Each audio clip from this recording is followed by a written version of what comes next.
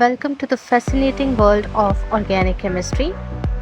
So, in this video, you will learn the basic concepts of organic chemistry, and I know this video is going to be very interesting and very informative. So, please watch the video till end in order to get benefit from this video, and I hope this video will be very helpful for you. So, let's see what is actually the organic chemistry. See, students, organic chemistry is a branch of chemistry that focuses on carbon containing compounds, but it does not contain only carbon compounds. It is also having hydrogen and other elements also, such as chlorine, nitrogen, etc.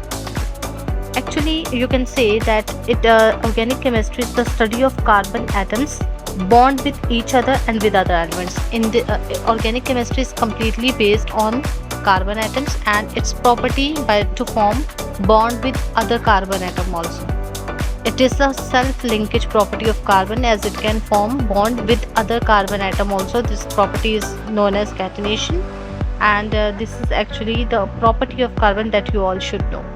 So in order to understand the organic chemistry, we should know the structure of carbon atom. So in the structure of carbon atom, you should know what is the atomic number. The atomic number of carbon is 6 and the atomic mass of carbon is 12. So in the last valence shell, this is the electronic configuration. You can go through it. I have already highlighted the configuration in the last valence shell. There are 4 electrons which I have already highlighted with red. So it means that the carbon atom has 4 electrons in its valence shell. By this picture also you can understand. So the carbon needs 4 more electrons in order to complete its octet. So this is how the carbon is going to form 4 bonds in order to complete its octet. So students, this was just the basic information. I hope this will be very beneficial for you.